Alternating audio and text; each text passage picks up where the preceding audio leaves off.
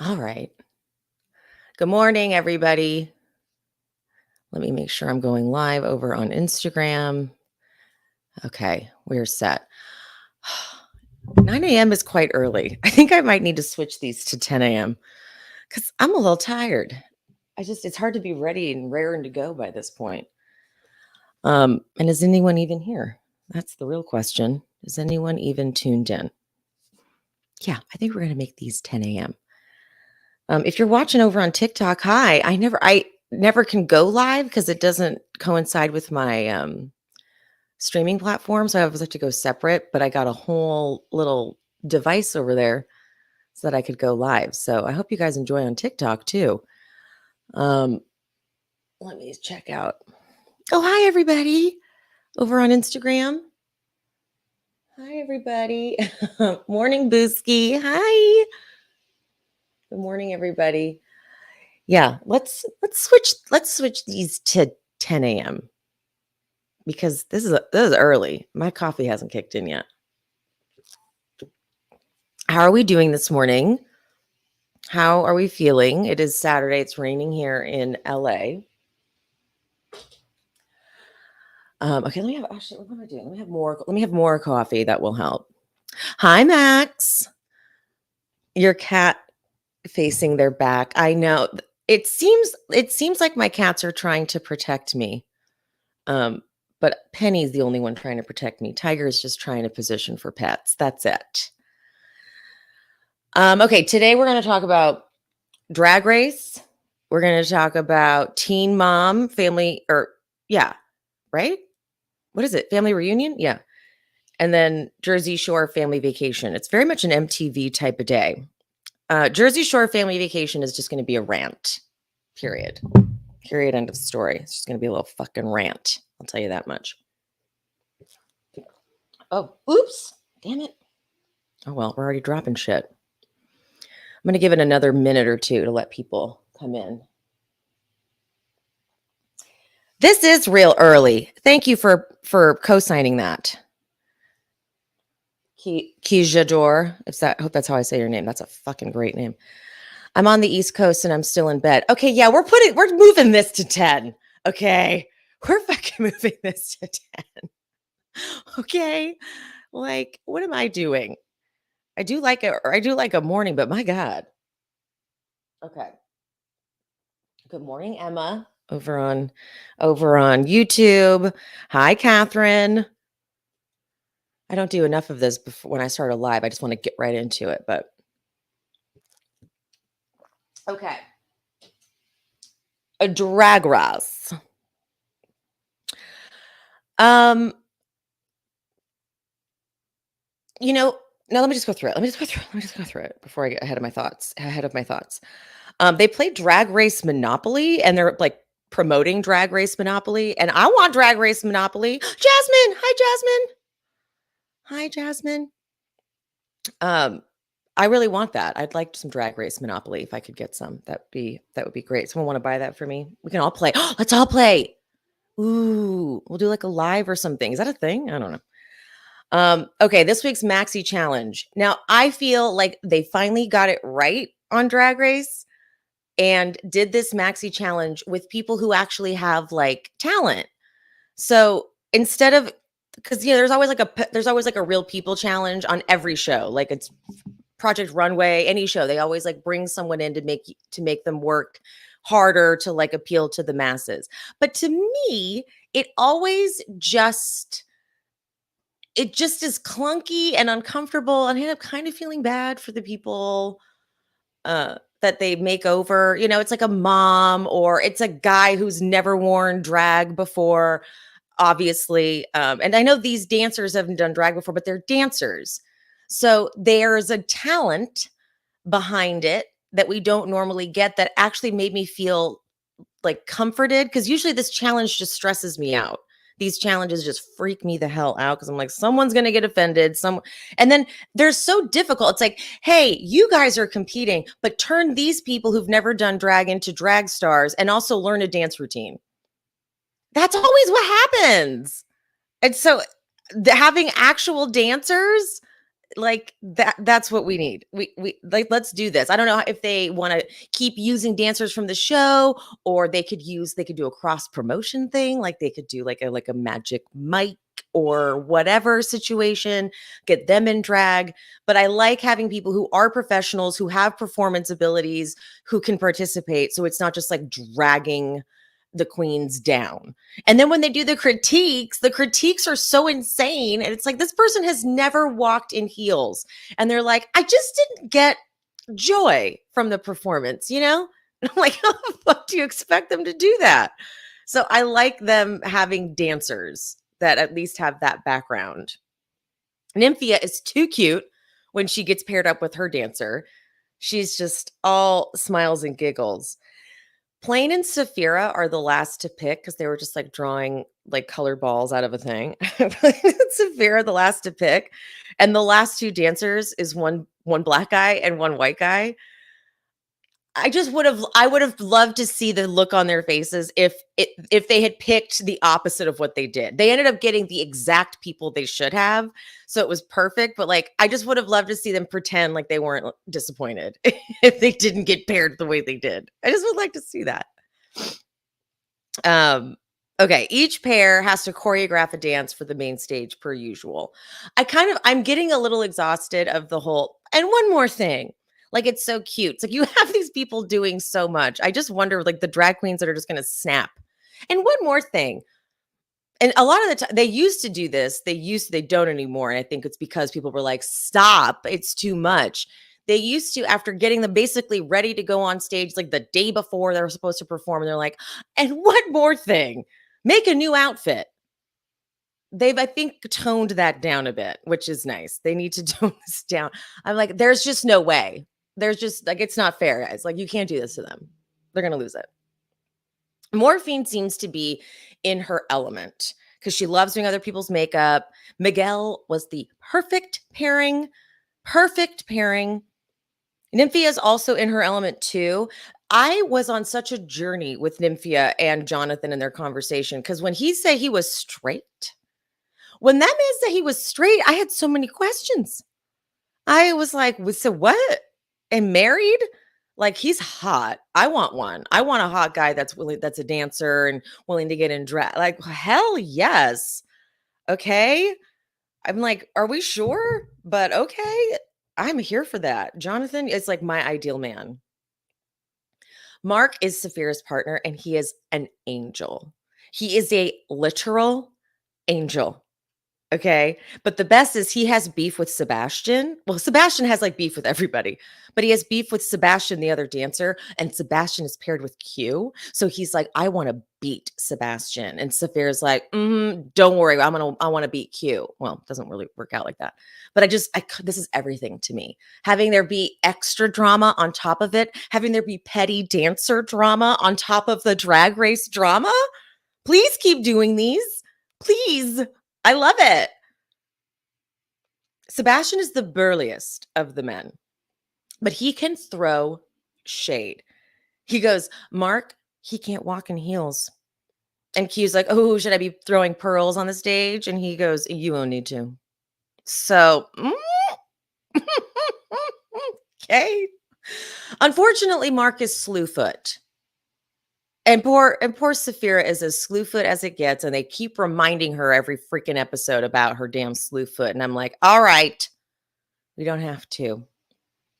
But of all the people to be slew-footed, it would be Saphira's partner would be slew-footed. Okay. They give a tucking demonstration, and honestly, it just makes me want to cry. How did they? I think of this all the time when they're sitting in Untucked, which is ironic. It's called Untucked, and they're not untucked.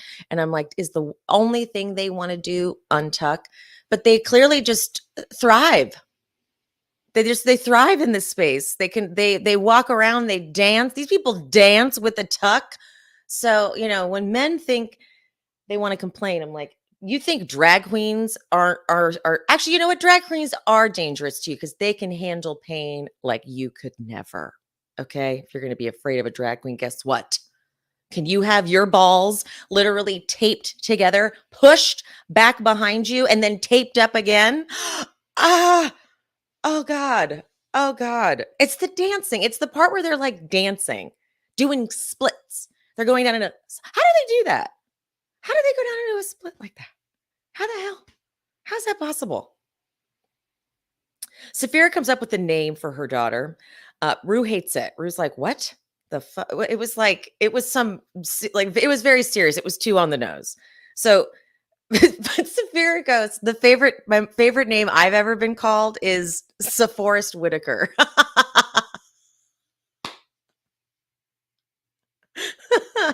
I, wa- I wish I was clever enough to come up with shit like that. Mark didn't come out till Mark is Saphira's partner. Mark didn't come out till college. And Rue is like, with that bone structure, meaning like everybody knew. Did you even have to come out of the closet?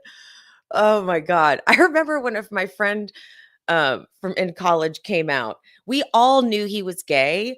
It was just something that we knew. Like we just knew he was gay. It was like Eric is gay, duh. So it was me, two girls, and Eric already there. Like, hello, already. So he was like gonna come out to us, but I just didn't think it was necessary. So I was totally unaware of what he was doing. And so I was like trying to guess. He's like, guys, I have to tell you something. And I was like probably like hungover and stoned, like we were in the dorms. And I was like, he's like, it's kind of hard for me. And I didn't get it. So I was like filling in all these ridiculous things like, you're dying. You have that. And my friends later were like, Emily, what were you doing? I'm like, I genuinely didn't think he was going to come out. I thought like we just knew. Like, I was like, Eric, everyone knows. Everybody knows.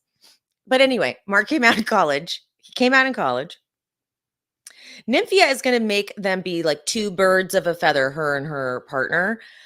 It honestly immediately made me think of a mandatory meetings scary blue bird nest thing that she did on the top of her head that was just like I think I'm actually traumatized forever from that visual. That visual was not fucking cool. For the choreography, the section where they have to learn a dance routine, this is where I was like so happy that there was a dancer involved because it's so rare that the queens actually are dancers. Of course, the winner last year, she was an amazing dancer, but it's just not often that that happens. So it's nice that they have like someone they can rely on because they've been in this competition for weeks now. They're tired. They need a little help. So it's nice to have that as opposed to having like someone who's never even walked 2 feet in front of the other, or wait, 1 foot in front of the other, So that I think that this is the way to go. So I wrongly wasn't scared when Saphira decided to change her dress because she couldn't move in it. I thought Saphira's going to pull it out. Saphira's going to get this. There's two orange outfits. I didn't really look closely enough at them. I was wrong. And I'll tell you what else I was wrong about. The Q avant-garde, whatever the hell. See, I was like, this just feels weird for weird sake to me. I didn't feel like it had a point, a message. But then they get to the judges and they ate it up. They're like, "Q, you're a winner, baby." I'm like, "What?" I was literally writing like but my notes up until I got to the judging was like, "Oh yeah, this is just a mess. Q is going to be in the bottom. You better enjoy that Q." And then they get to the judging and I'm like, "Oh, what?" So this wasn't my wheelhouse apparently. But before we even get to the runway, Nymphia actually like breaks down. It was so interesting that Nymphia, who's been pretty closed off, uh, opens up to Jonathan, right? Like it was probably like in a weird way safer because he wasn't competing. And so Nymphia didn't need to worry about appearing like stronger, weaker, whatever. But I did think it was sweet that she's like, I'm always the oddball, weird one in my own little weird world, but I have all these bottled up emotions. And it was very cute. It was very sweet. But then she just took those tears away and got it together. Sebastian serving up so much shit. See, I loved it. Sebastian was serving up so much shade in the workroom, and I loved Morphine living for it. I love how much Morphine loves a good reading session in the workroom. Like she was just living for. I could have watched that go on and on and on. Okay. Honestly, these guys can just come back and keep doing it. Well, I guess it doesn't really work if they come back every year. Please do it with dancers every year. Guest judges T.S. Madison and Kelsey Ballerini, who is an ally, if there was ever an ally. She brought in drag queens, some of our favorite drag queens, to perform with her at the CMAs because it was was it the CMAs, right? Because all the drag bands that were happening at the time, that are happening at the time. But okay, with Q and Luna on the runway, I didn't get it. I was like, what the fuck is this? And then the dance they did, because I can't Q and the dancing. I'm like, again, with this like monster movie thing, like, what are we doing? Morphine and Latina are definitely giving body, but I had to agree with all of the judges with their critiques on this. As soon as they came out, I was like, that's a little too plain. It just looks kind of plain. That's all it looks like. Was plain. And I don't know how to fix like proportions and stuff. That's why it's just so impressive that they came up. They're like, what I would have liked to see is a boa to cover up the big broad shoulders of your partner, of your daughter, excuse me. And I'm like, oh, that would have been good. Or made the hair bigger. I'm like, yes, that also would have been good. So the judges know what they're talking about sometimes. You know, they do. They know what they're talking about. Safira, she does a good job. She does a good job of really selling the story on the runway. Like she does do a good job of that. I'll give her that. But definitely they didn't look related. Not even in the makeup or the hair. That was, and I get that Safira was probably trying to make it a little different because she was the mom and that was her daughter, but they should have basically looked identical in the face if they were going to have such different looks in the body, in the fashion. But Plain and Lazy Susan, they slay. They honestly slay. And for the record, Safira and Mark had amazing stage presence, like incredible stage presence on every level. But Plain and Lazy Susan really slayed.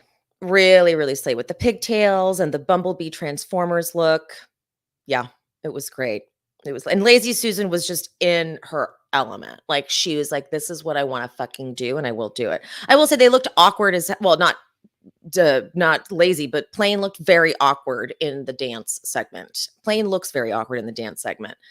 I feel like Plain, since she was a dancer, she should like pick up dance classes or something because I feel like that's all she's missing in her body. I felt the same way about Jimbo, honestly. I thought Jimbo could have like just a little bit of more like body control would have made Jimbo's drag take on another level, like her lip syncs, for example, you know. Okay, with the judges, I went over basically. I agreed with Michelle talking about Morphine's look. I was shocked by they were living for Q, but then again, I always seem to miss it when something really avant-garde happens, and I'm like, this is just weird for weird's sake. And then they're like, we lived for it. I'm like, oh, okay. I just maybe don't get it. Like maybe that's just what the problem is. I don't know. But okay, the top Q. What? Nymphia, yes, and Plain wins. And I'm glad that Plain has stuck around, and I'm glad I was over Plain for a while for sure, but I kind of knew a couple weeks ago, I'm like, something's shifted here. Something shifted. She came in to give us a show, and she sure did.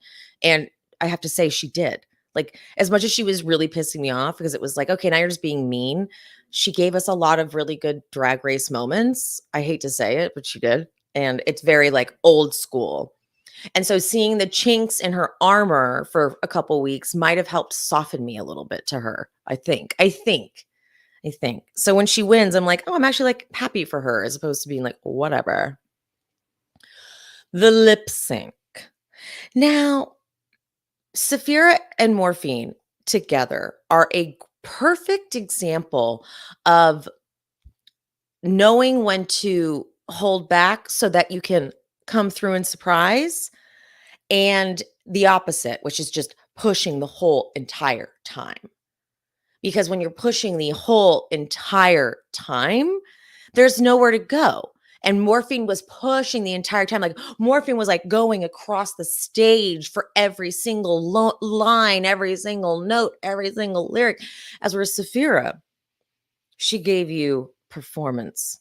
She took you on the journey. So when she did do her tricks, it was like, oh, yes, yes. As opposed to Morphine was doing everything. Morphine was doing like dance routines and doing like hip. It just wasn't her song. I mean, she got body. She got to do body on that stage. So I don't feel too bad for Morphine. But yeah. Um obviously Saphira gets it. And Saphira should have got it. And I was happy with the way Morphine went out. I thought Morphine knew like I'm not going to feel so sad. I got really far.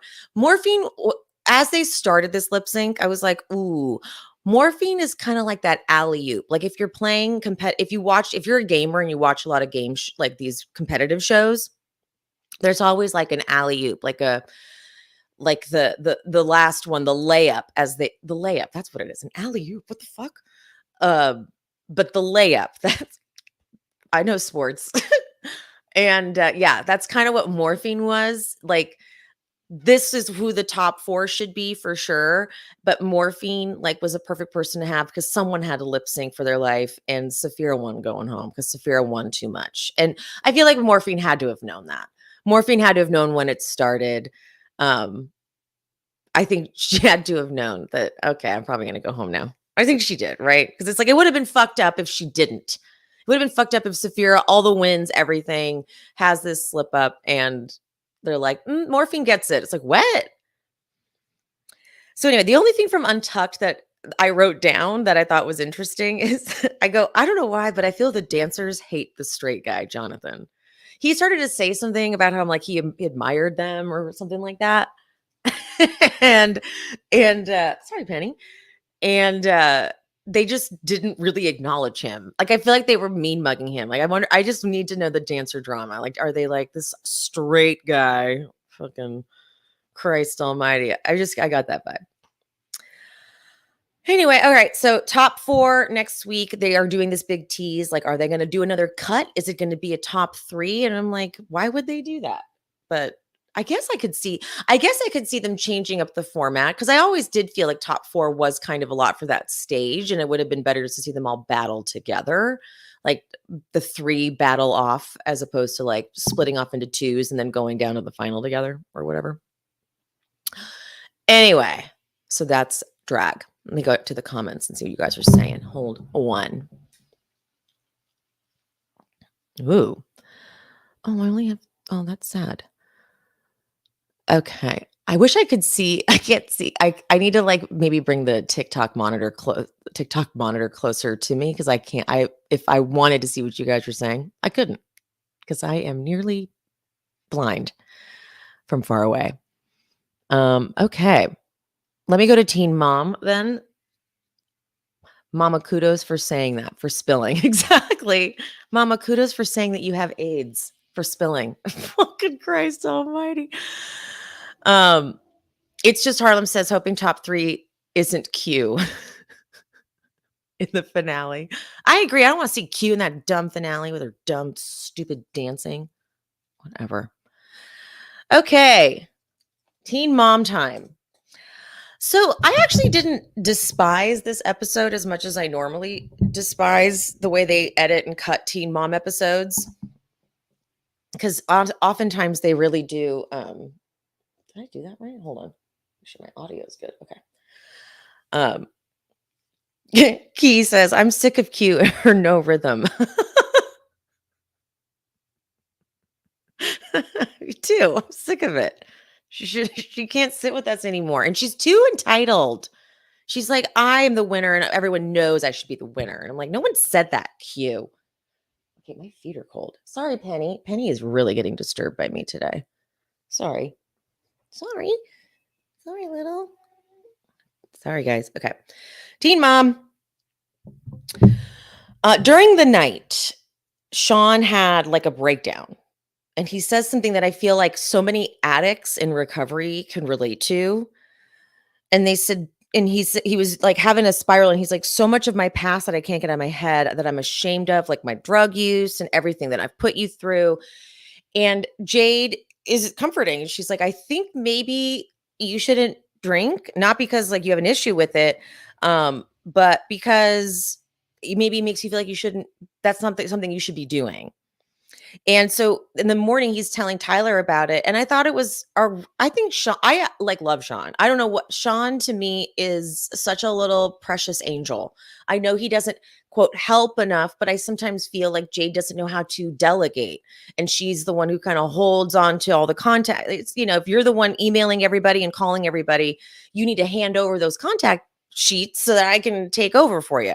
So I, I think Sean is a recovering addict who's genuinely putting in the work, genuinely trying.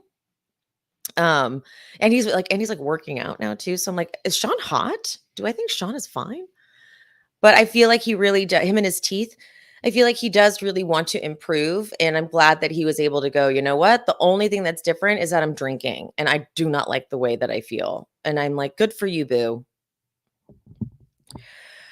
Jade is sick. Apparently, this bitch came here with viral pneumonia that she was on medication for, and now it's like worse. Her cough is coming back. There's a medic and everything.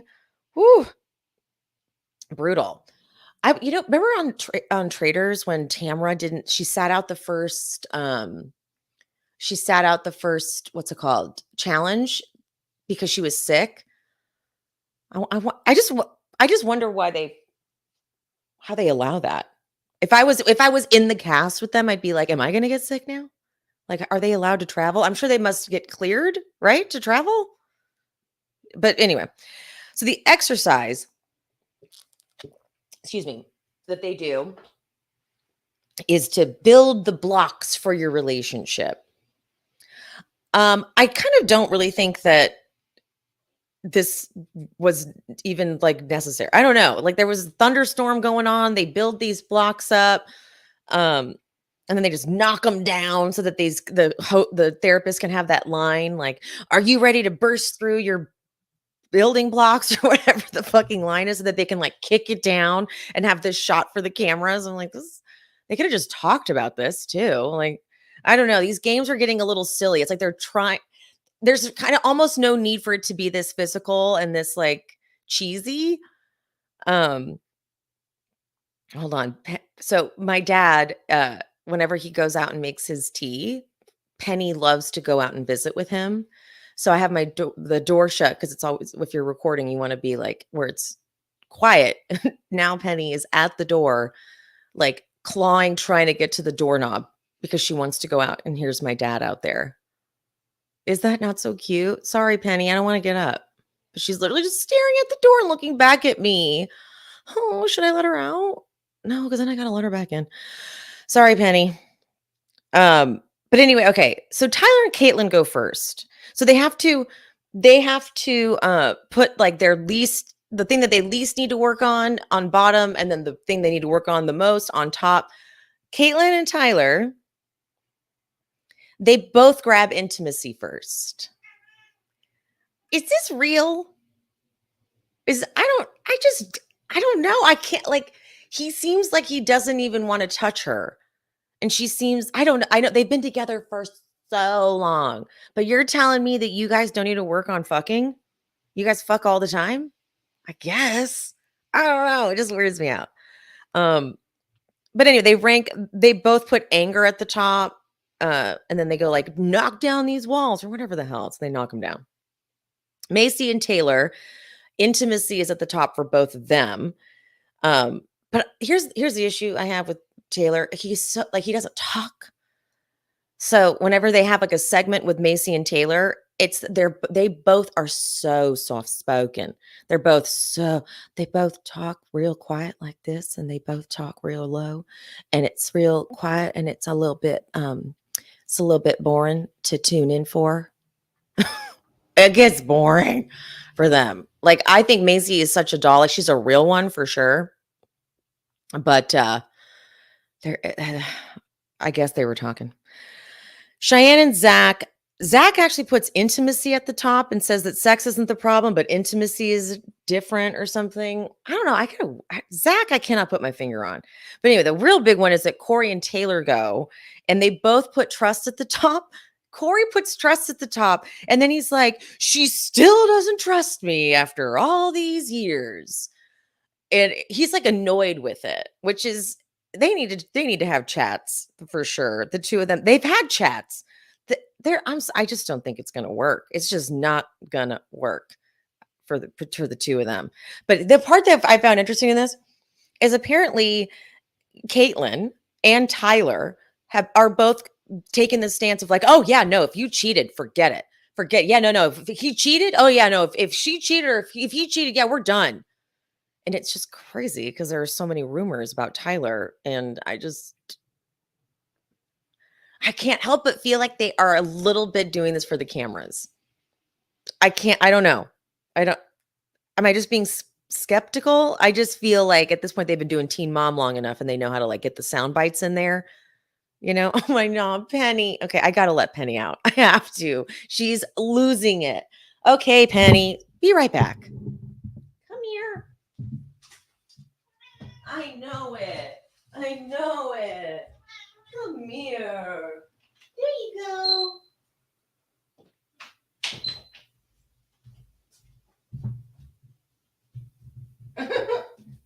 Tiger, I can't get back in. Excuse you. Oh no, I lost both the cats in the process. Okay. All right, here we go. Okay, sorry about that. I couldn't handle. Penny was like reaching her paw under the door, like panicking. So, okay. Anyway, I just don't. I don't know. I feel weird about them. But back at the house, Taylor's like, look, part of the reason I have trust issues. This is doing this in front of everybody, like in the common area. Back at the house, Taylor's like, I have the trust issues because you have this big fear of commitment. And he's all, I've been committed to you for 5 years. And she goes, yeah, there's no progression. And he goes, the only progression is marriage. And she's like, yeah. He walked right into that. What? That is crazy. Duh. Like you guys are so not on the same page. Taylor does not want to be on this show. Taylor is not here for it. I don't know who begged or what the fuck, but she is like, please, I don't want to film. I don't want to see Corey like this. She just seems very unhappy in general. Doesn't Taylor just seem kind of just very sad? She seems very sad. Okay. Jade accepts the lower offer on the house. She's not happy about it, but they got to do it for whatever reason. And she says, I'll just accept the lower offer. I'll just do that. And Sean shakes her hand and is like, nice doing business with you. And she's like, oh, of course, Sean's not going to help me. I'm not trying to defend the men. I'm really not. Because honestly, I feel like Brianna is a good example of someone who got a raw deal because they were always like, Devontae's trying. And I'm like, is he? I don't really know. Is that his name, actually? But I really feel like he doesn't have the emails that you have and access to stuff. So like, what do you expect him to do if you're not going to give him a clue on what to do? What do you expect him to do? Exactly. So when he's like, if you could give me stuff to do, I'll help. But she's like, of course, Sean isn't going to help. So I'm going to have to do it all by myself. That's how it always is with Sean. I'm like, well, he doesn't have hand it over.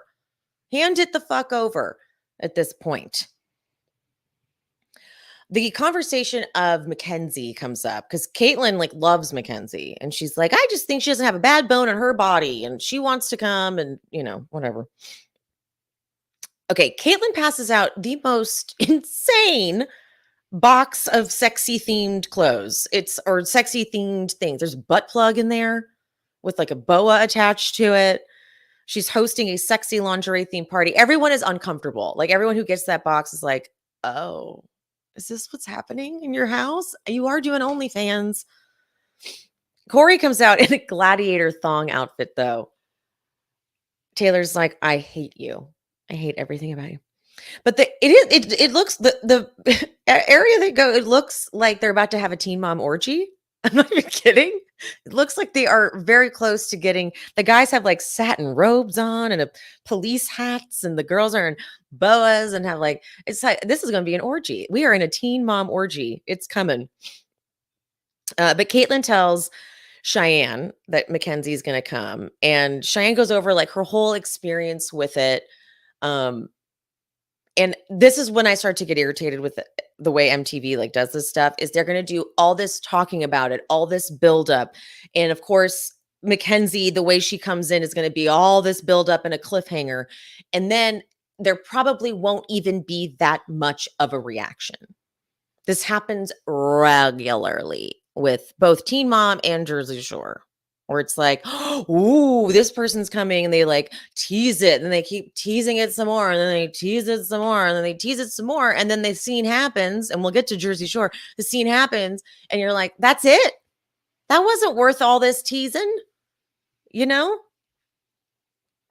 Dude, the bartender on Teen Mom, the bartender gives them the ants, like, the local aphrodisiac, and Corey is eating these bugs, eating these bugs up, it's disgusting, but he does end up getting naked and jumping in the pool, and so does Tyler, and he goes, "Hey, this is free content," meaning, like, people pay to see this, so people do pay to see you naked. I need to look up the Twitter to see if anything's leaked on the Twitter.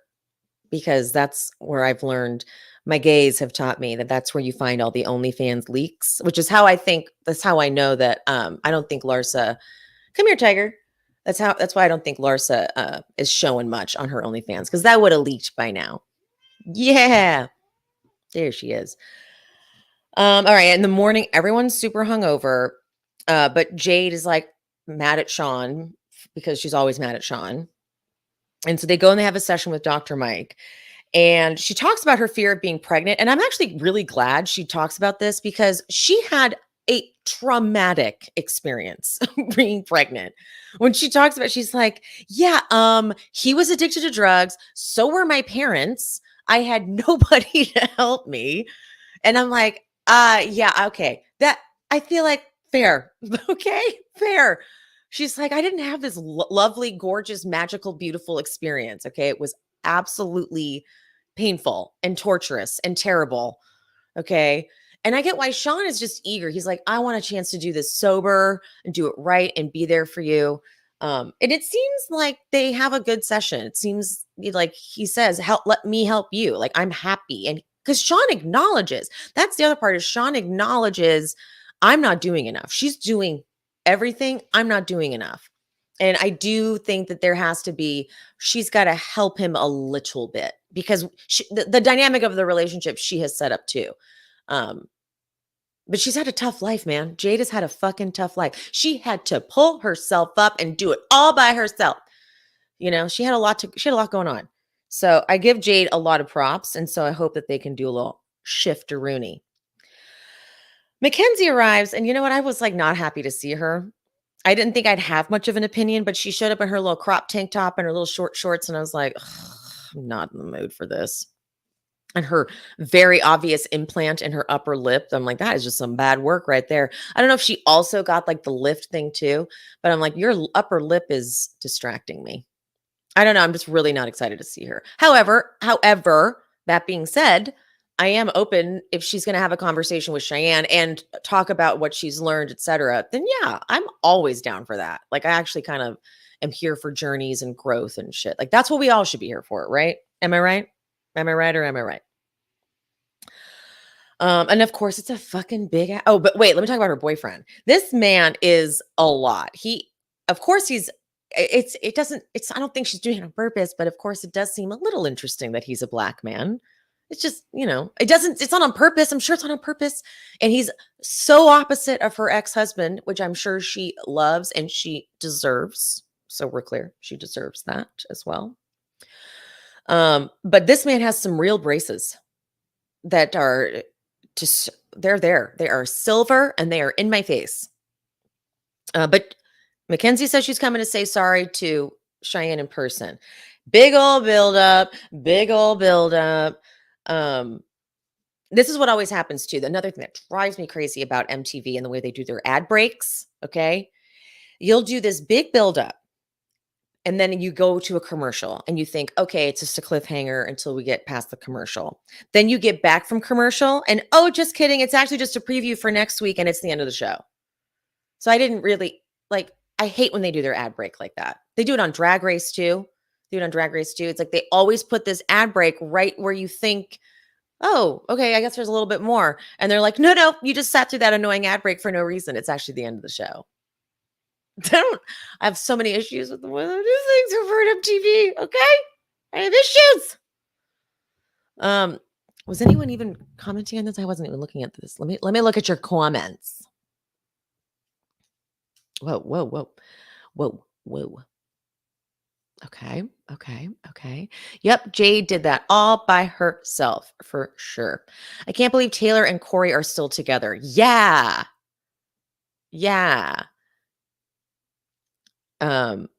She just needs to learn to not pop off too easily and quickly about Jade. Jasmine, agreed. I think they really have like the foundation for a good relationship, even with all the craziness they've been through. She is still very much in like fight or flight, which we understand because that chick had a reason to fight and fly. Okay, for real.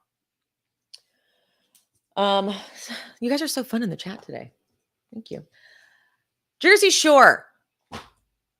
Jersey motherfucking Shore. Sorry, Tiger. She's like, can you relax? Okay, guys, here's the deal. Season 1 of Jersey Shore. Jersey Shore Family Vacation specifically, okay? So they hadn't seen each other in real life all together in so long. And they were all, it was kind of weird. There was like a weird tension in the group. Sam was not there. Polly brings the Sam doll. But Ron was in his real openly toxic era. He came on like no one really knew what everyone was up to. And then Ron was like, oh, I'll show you what I'm up to. I've got a pregnant girlfriend at home and I'm about to get in the bathroom with this stripper that we brought back. And Polly has to go in and remove Ron from the situation. Remove Ron physically. Like Ron was like clawing, like, no, let me back in there to cheat on my girl. And Polly was such a real one. So we dealt with mainly Ron stuff for the first couple seasons of Drag Race. Like that was mainly the focus. Drag Race, Jersey Shore, sorry. So there was a lot of content there, but when they came back, I was like, is Snooki actually fucking annoying and not cool at all? Because when Snooki was on Jersey Shore, she was Snooki. But then when she got with Gianni, shit started to change. And so when she came back, there was just a whole different energy to her. She was real entitled. And I could tell that they were doing this as like a favor to MTV more so than anything. And usually when we get we get a reality show, we get people who want to make good TV, but it felt like they were coming in like, I'm not going to show this, or this. Okay. And they're like, that's fine, because they didn't give us a lot. Jenny was still going through her issues with Roger. So we got a little bit of that. But when it really started to pop off, she didn't talk about it on the show. And there were reasons for that for sure. But then Jenny would use Ron and his drama and like be pissed if they brought up her stuff. I don't know. It was the dynamic of the group was just really crazy. But the part that makes me the craziest is that they brought back Angelina. Okay. Enough years had gone by from the original to Family Reunion or Family Vacation for them to get better at producing and realize, was she just a bad casting choice? Like, was she just not a good casting choice? Like, interview these people, vet them, because Angelina is, in my opinion, one of the worst people ever to grace our screens as a reality star. There's difficult, there's rude, there's all sorts of things that I will tolerate, but there's just nothing appealing about her. And there's no getting through to her. And we have gone now, what is this, season 7, 8, 1,000? And she is still in the exact same place that she was, but now she's more entitled because she's been on the show forever. And it's because they built this show around her, around Angelina, because Angelina was the one who was willing to go there. So like they kept forcing her in the group forcing her in this group when I'm like, I don't need to see how they interact with Angelina. I'm actually just curious how they interact with each other because they're the ones who formed the bond.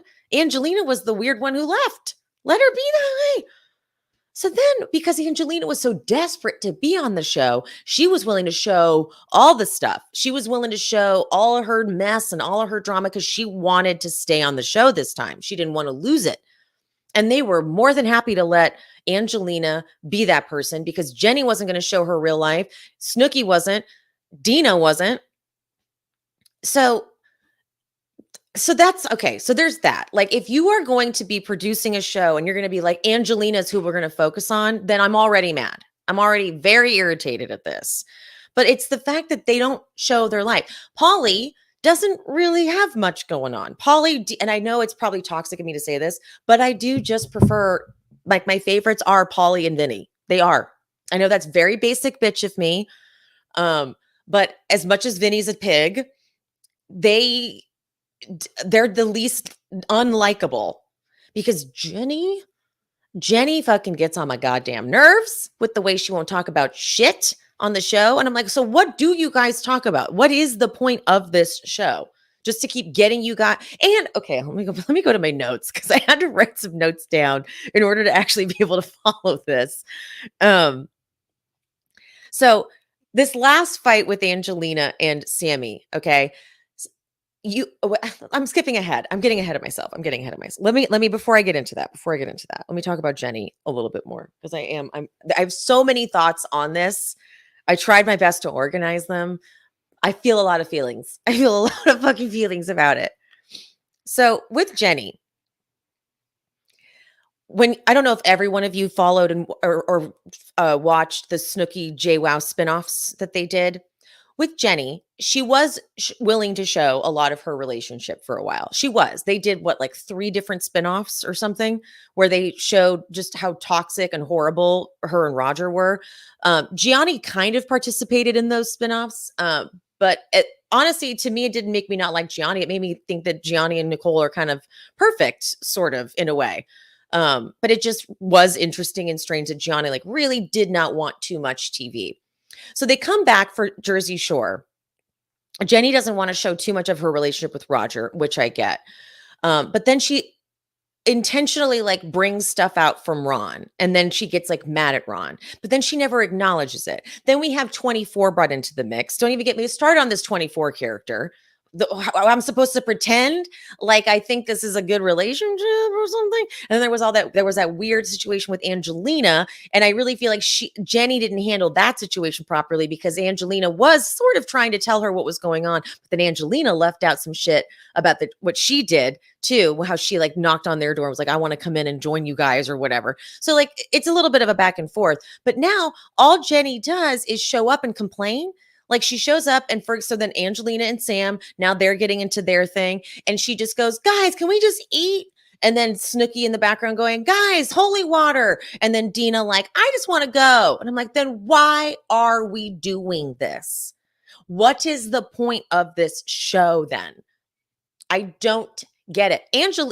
Honestly, I want them to get rid of Angelina so that I can see if they would do anything. It's kind of like how I would feel about Teresa on Jersey. I'm like, get rid of Teresa just so I can see what these girls do because I feel like they won't do enough. And so get rid of Angelina just so I can see these bitches show up to work. Please. Uh-oh, now Penny is meowing at the door. Hold on, I got to let Penny back in. I knew this was going to happen. I'll be right back. Let me let Penny back in. Okay, Tai. Don't run away this time. Okay, Tiggies. Be right back. Penny.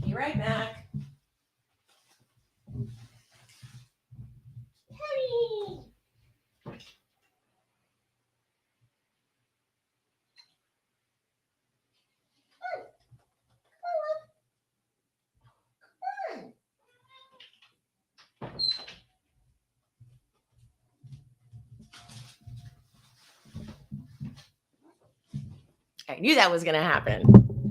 I knew she was going to want to come back. Come on, Pen. Okay. So there's my Jenny rant. Snooki, I already did my rant. Dina Dina, it's always kind of the same thing. Dina and Snooki, the contribution they bring to the show is just we're meatballs. We're meatballs. We go and do meatball stuff. But I'm a little over the meatballs. I'm a little over the meatballs meatballing. Like you guys are because they're falling all the time. And I know it's like a joke that Paulie's like, oh, they're made of rubber. I'm like, okay, but how long can they keep doing this for? Dina won't show really anything. And well, she doesn't really, to be honest, Dina doesn't have a ton of drama. That's just not her. Dina and Chris are super happy. They have their kids. They have their happy life. Like Dina's not really full of drama or anything like that. But she doesn't even want to participate in the drama. She just seems annoyed and wants to go home and like whatever, unless she's getting drunk with Snooki and doing like the meatball thing. And it's like they're falling down, they're breaking shit in businesses. It just like kind of stresses me out watching them. And so now that Sam is back, I feel like Sam is the exact energy I would have. Like Sam is watching them do their meatball thing and she's just like, ugh, I don't want to have to participate. And she's literally looking at everyone else like, is this what you guys have been putting up with? So now she's like, yeah, she's the Vinny, Jenny, Sam crew. We're like, and the situation crew, like they go home, they let the meatballs be meatballs and whoever the producers are that have to like deal with the meatballs being meatballs. It's an old bit. But the bulk of every episode now on Jersey Shore. So let's give the example of this past episode, or was that this past one, or maybe the episode prior, 2 episodes ago, when Mike and Snooki are going to talk to Sam about bringing Ron on the trip to Nashville. So they build this up. They build this up so much. Are we going to do it? We're going to do it. Are we going to do it? We're going to do it. They get everybody together, whatever. And then the building up, they throw in an interview bite from everybody. What's Sam going to say? I hope Sam's not upset. I hope she doesn't leave this time. We don't want to lose Sam. Okay, got it. Okay. Then they get to the scene, okay? And they set this up like it's going to be something horrible, right? So for example, they said, Mike says, how do you feel about being under the same roof as Ron? Are you cool with being under the same roof as Ron? Sam goes, hell no. And they waste, I timed it, 4 full minutes of interview sound bites from every single person. Oh no, what do we do? Sam doesn't want to be with Ron. Oh no, what do we do? Oh no, every single person gets one, only for Sam just to go, but honestly, guys, like I'm so cool. You guys, I knew this was going to be a part of it. Don't even worry about it. I will work on it. It's my thing. I know. So there was literally no issue. So you did this entire buildup for us, like it's at least 20 minutes of the episode just for her to be like, no, guys, it's honestly so okay. If there wasn't so much of a buildup, I would just be following, I'd be on the journey. I'd be like, okay, what's she going to say? And then I follow it. And then if it wasn't that much of a buildup, it's like, great. But because you built it up so much, I'm irritated when nothing really happens. So you keep doing that to me. Last year, when Sam was arriving, when we got Sam back for the first time, remember how they kept teasing the door opening like it was going to be Ron? They kept teasing it over and over again, only for us to see the episode, and they didn't even interact, Sam and Ron. So I'm like, you did all that every fucking episode, multiple times an episode of like someone coming in the door, and it wasn't even a thing. They didn't even see each other. Okay. So I need them to cancel the show, or I need them to actually start showing up. And also, by the way, the schedule is like so optional. Like there's no one has to show up. I'm not sure who's supposed to be where, but like sometimes Vinny and Paulie are there. Sometimes they're not. Most of the time, Snooki or Dina's gone. They kind of swap it out. And it's kind of like whoever they can get together. There's no one, they're just doing such a favor to these people, giving them a show. And I get it, they're an institution. They were the original to really like do what they did. And I get the hype, but now in current time, because also Snooki had the nerve to talk shit about the Real Housewives of Miami and saying that she overheard them filming, and then like they were redoing intros and saying the same shit over and over again. I think she was talking to David Portnoy actually. And I was like, are you seriously trying to talk shit about a show being overly edited and produced when you do Jersey Shore Family Vacation, where the bulk of the show is you guys going to silly activities like going to the Jets game and a lot of that shit and a lot of just like you going to the Jets game and what's that going to be like and here we go and here's a funny thing whatever and it's fun, it's funny, it's cute, but there's no there's not like a lot of authenticity to this show anymore, especially from Snooki. Snooki doesn't get into drama, or dramas as she would say. She doesn't really like bring anything to the show. She just shows up and, for example, Angelina and Sam fighting, she's like, holy water, holy water. I'm like, great, I'm glad this is a fucking thing. But then like on to the Angelina Sam of it all, Angelina acting like she brought Sam back is hysterical because truly, Sam had to have been talking to producers already. Someone who makes those decisions really is the one who contacted her. So Angelina trying to be like, and Jenny called it perfectly. Angelina brought you back and she thought that would make it her season, if you will.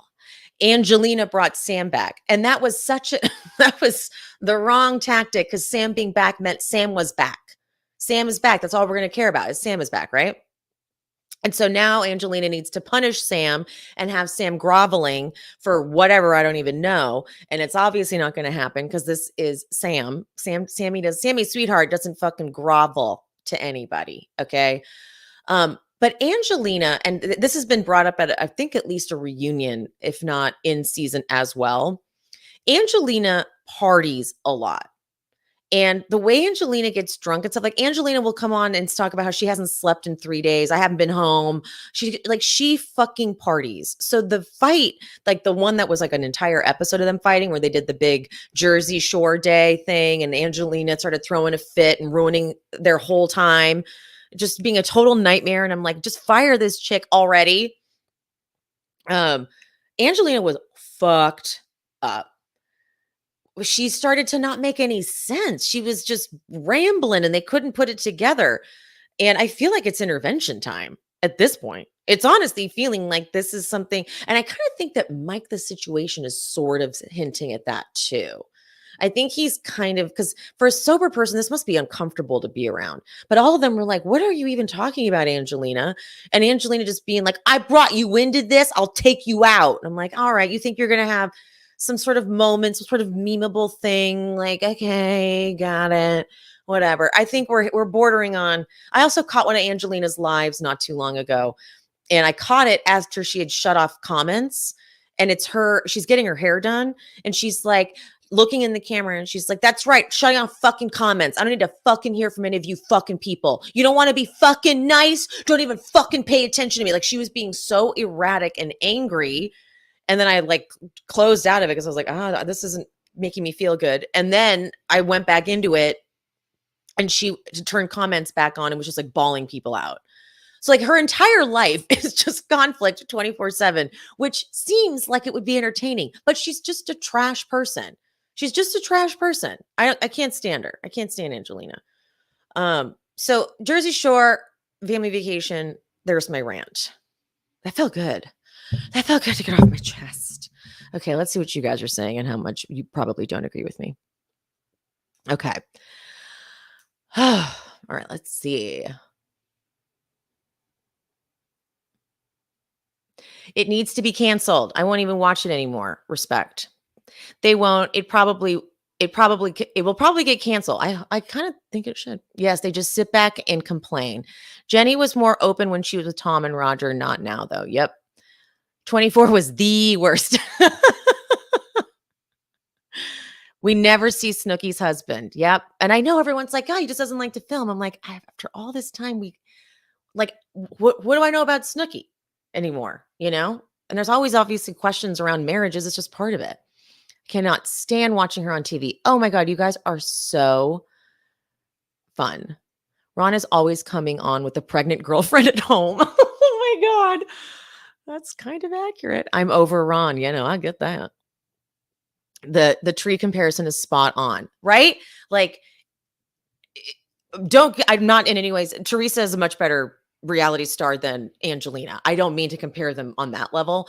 Just that it feels like on these on both Jersey Shore Family Vacation and the Real Housewives of Jersey, that they kind of rely on the same people for content. Like they just kind of rely on that. And that's not fair. So I want to see the rest of you guys show up and see what the rest of you guys do. Just for 1 second. And Jasmine, I agree. They want to bring in Ron to rely on that Sammy Ron drama. And Sammy's like, that's not why I came back. I'm not going to give you guys like, Ron, I'm not going to give you guys that. That's just not going to happen. And that's really cool. I do enjoy that. However, I will say, if they can't get it together with the Sammy and Ron reunion, if we can't get more shit going on, then forget it. But I'm ready. I'm so open for it to change. But like Mike, the Situation is practically the lead of the show because he's willing to film all the time. But like, he's also, like I know he's come a long way, but there was that whole thing with, oh fuck, what is that YouTuber? He's a big YouTuber and he does like dives on people. I'll think of his name. I made a TikTok about this. He came out and said that he was sent, like a threat basically to take down one of his videos. And it was a video about Mike's dad. It was nothing bad or nothing inaccurate at all. Like there was nothing inaccurate in terms of facts. And it wasn't even anything bad about Mike, the Situation. It was actually just like facts about Mike and his dad and the things. And the message was threatening to tell him to take it down or we will release this picture of you. And it was a picture that he had took, but like they've doctored in like him naked. And he was like, I've never had this happen before, but I'm speaking about this publicly because I'm scared that they may try to do something, but like I don't know what's happening. And so I posted about this on TikTok and I had a bunch of people say that they were not surprised and that Lauren actually doesn't seem like she's not as nice as she maybe tries to appear. So I don't know your thoughts on that. But anyway, Mike, the Situation is basically the lead of the show. And he's just, I don't know. I have such a hard time with him. Looking at his face he's just so cheesy. And they always in the cheesy in the interview sound bites. And honestly, what's this weird dance he does? What is this thing? What is it? With the shaking of the hand and the stomping on what is it? What are we doing? So weird. So, okay, those are my thoughts on Jersey Shore Family Vacation. Guys, if you haven't watched Floribama Shore, I cannot recommend it enough. It's been canceled and the cast is very bitter about it and they still will post like, thanks a lot for canceling us. Like even to this day, it's been years. But that show is good. That cast was good. The issue, for those who did watch that show, the issue I felt actually, as much as Gus becomes a huge problem, I actually felt it was Jeremy. He was just a very weird casting choice. And he created such a divide from Gus and the guys kind of with the girls. And so MTV doesn't do what they should do. You run a season, you see how people do, and you get rid of the ones that don't work. Like, like that's the whole point. MTV does not fire anybody. When you get cast, you're cast for life. Doesn't matter how good or bad you are. And I think that's a bit of that's to their detriment. But don't get me wrong, Gus ended up being the problem for sure. But Floribama Shore is incredible. Okay, I guess it's been long enough. And I guess I've said all I can say. Max says bring one or two to the traders. Bring one or two of them to the traders. Great idea. Amy and Neil says a lot of fun, but Amy and Coda. Amy and Coda. That'd be fun. They're good. Okay, I'm going to wrap this up because it's already over an hour and I'm already being told I got to get off on TikTok, so whatever that means. So I love you guys so much. I will see you guys tomorrow. Those of you who can make it, we'll keep it at 9 for tomorrow, but next week I'm going to move all of these to 10 a.m. so that I can be a little better prepared. Okay, love you guys. Bye.